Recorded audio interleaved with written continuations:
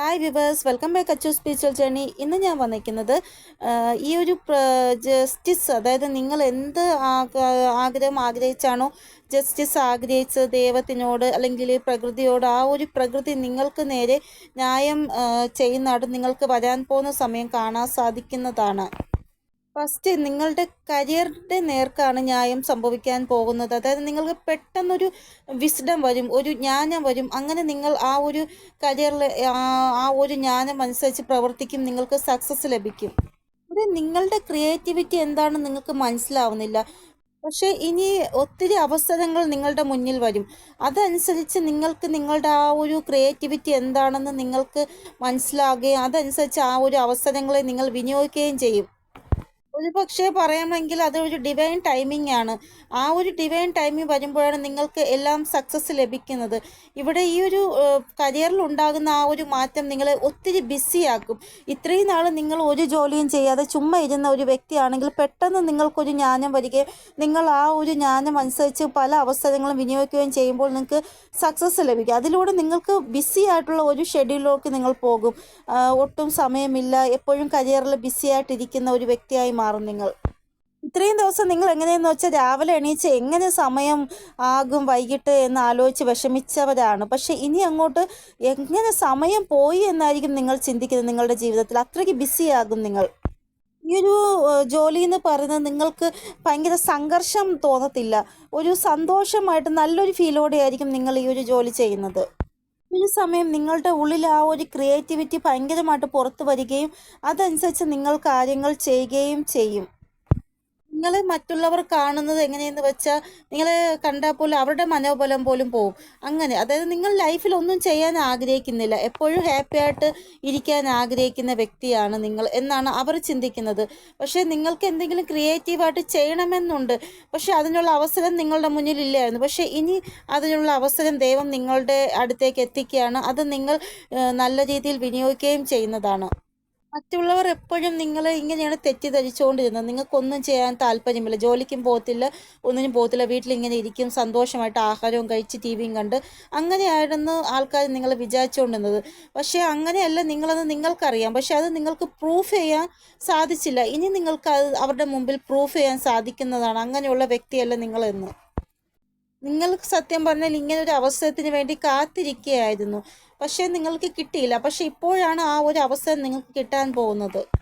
പാസ്റ്റിൽ എങ്ങനെയെന്ന് പറഞ്ഞാൽ നിങ്ങളുടെ ആ ഒരു സാഹചര്യം നിങ്ങൾക്ക് അനുകൂലമായിരുന്നില്ല. ഇപ്പോൾ ഈ ഒരു സമയം നിങ്ങൾക്ക് ഫേവറായിട്ട് വന്നിരിക്കുകയാണ്. പ്രകൃതിയുടെ ആ ഒരു ന്യായം നിങ്ങൾക്ക് നേരെ ഉണ്ടാവാൻ പോകുകയാണ്. ഈ ഒരു സമയം വന്നതോടെ നിങ്ങൾക്ക് നിങ്ങളുടെ ലൈഫിലൊരു ചേഞ്ച് കൊണ്ടുവരുവാൻ സാധിക്കും, ഒരു റിക്കവറി കൊണ്ടുവരാൻ സാധിക്കും നിങ്ങൾക്ക്. നിങ്ങളുടെ ഊർജം എന്താണെന്ന് നിങ്ങൾക്ക് മനസ്സിലാവും, നിങ്ങളുടെ ക്രിയേറ്റിവിറ്റി എന്താണെന്ന് നിങ്ങൾക്ക് മനസ്സിലാകും. അങ്ങനെ നിങ്ങൾ വർക്ക് ഹോളിക് ആകും.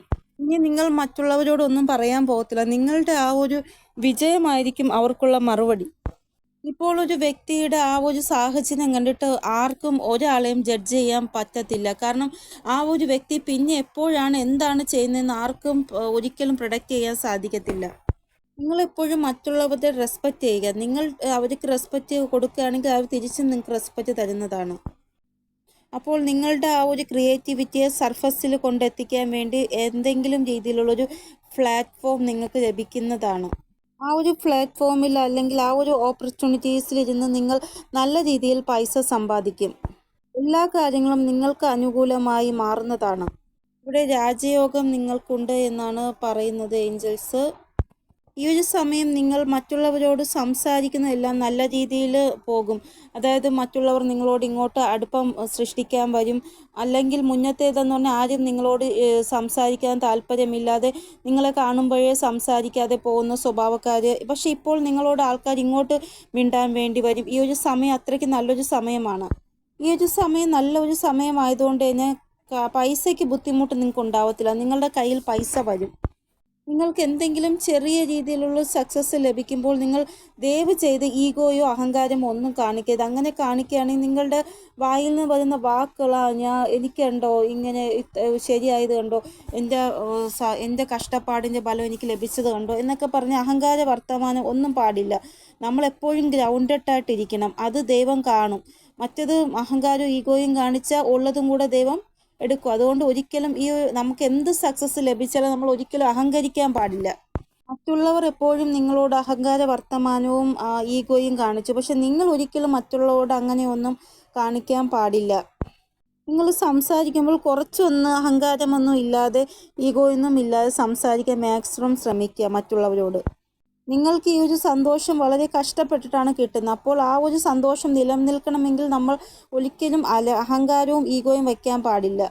ആരാണോ നിങ്ങളുടെ വർക്കിൽ മുന്നേ നിങ്ങളുടെ വർക്ക് നല്ലതായിട്ട് പോയിക്കൊണ്ടിരുന്നു, അപ്പോൾ അവരെന്തോ ഒരു കാര്യം ചെയ്ത് ആ വർക്ക് പിന്നെ നിങ്ങൾക്ക് തടസ്സപ്പെട്ടു, എന്നിട്ട് നിങ്ങളോട് പറഞ്ഞു നിങ്ങളെ കൊണ്ട് ഒന്നും സാധിക്കത്തില്ല എന്ന്. അങ്ങനെയുള്ള സിറ്റുവേഷനിൽ നിങ്ങൾക്ക് ഉറപ്പായിട്ടും സക്സസ് ലഭിക്കുന്നതാണ്. നിങ്ങളുടെ ആ ഒരു ഗ്രഹനിലയിൽ സൂര്യഭഗവാൻ ബലവാനാവുന്നതായിട്ട് കാണാൻ സാധിക്കുന്നു. അങ്ങനെ സൂര്യഭഗവാൻ ബലവാനാകുമ്പോഴാണ് നിങ്ങൾക്ക് ഏത് ആക്ഷൻ എടുക്കാൻ ഒരു പേടിയും ഉണ്ടാവാതിരിക്കുന്നതും സക്സസ് നിങ്ങൾക്ക് വരിക്കാൻ സാധിക്കുന്നതും. ഇവിടെ നിങ്ങൾ നല്ല രീതിയിൽ സക്സസ് നേടിടുമ്പോൾ നിങ്ങളെ വളരെയധികം മോശം സാഹചര്യത്തിലാക്കി ഇത്രയും നാൾ നിങ്ങളെ ദ്രോഹിച്ച ആൾക്കാർ താഴോട്ട് പോകും. നിങ്ങൾ മുകളിലോട്ട് പോകുമ്പോൾ അവർ താഴോട്ട് പോകും. അപ്പോൾ അവർക്ക് മനസ്സിലാവും നിങ്ങൾ എന്തുമാത്രം അവർ ദ്രോഹിച്ചെന്ന ഒരു പാഠം പഠിക്കുമ്പോഴല്ലേ മനസ്സിലാവുക മറ്റുള്ളവർക്ക്, അയ്യോ ഞാൻ ആ വ്യക്തിയോട് അങ്ങനെ ചെയ്തിട്ടാണല്ലോ എനിക്കിപ്പോൾ ഈ ഒരു അവസ്ഥ അനുഭവിക്കേണ്ടി വന്നത് എന്ന്. ഇനി നിങ്ങൾ ഒരിക്കലും ഒരു ഇൻസെക്യൂരിറ്റി ആയിട്ട് തോന്നരുത്. നിങ്ങൾക്ക് എന്ത് അവസരം വന്നാലും നിങ്ങൾ അത് വിനിയോഗിക്കുക ലൈഫിൽ. എന്നിട്ട് ഈ ഒരു ലോകത്തിനോട് നിങ്ങൾ പറയൂ, നിങ്ങൾ ലോയലാണ്, നിങ്ങൾ ഡെഡിക്കേറ്റഡ് ആണ്, നിങ്ങളെ കൊണ്ട് സാധിക്കാത്തതായിട്ട് ഒന്നും തന്നെ ഇല്ല എന്ന്. ഇവിടെ നിങ്ങളുടെ ആ ഒരു വിജയം കണ്ടിട്ടാണ് മറ്റുള്ളവർ ദുഃഖിക്കുന്നത്. കാരണം എങ്ങനെ നിങ്ങൾക്ക് ഇത്രയും വിജയം ലഭിച്ചു എന്നായിരിക്കും അവർ ആലോചിക്കുന്നത്. ഇത് മാത്രമല്ല, നിങ്ങളുടെ മുഖത്തെ ആ ഒരു ചിരി അതും മറ്റുള്ളവർക്ക് വിഷമമായിരിക്കും. കാരണം എന്തു പറ്റി, ഇവർ ഇന്നലെ വിഷമിച്ചിരുന്ന ആൾ പെട്ടെന്ന് ഇന്നായപ്പോൾ വളരെ ഹാപ്പി ആയിട്ടിരിക്കുന്നു, എന്ത് സക്സസ് ഇവർക്ക് ലഭിച്ചത്, അതൊക്കെ അറിയാൻ ഭയങ്കര ഒരു ആഗ്രഹമായിരിക്കും ഇവർക്ക്. അതുകൊണ്ട് നിങ്ങൾ ഒരിക്കലും നിങ്ങളുടെ കാര്യങ്ങൾ മറ്റുള്ളവരോട് പറയാൻ നിൽക്കരുത്.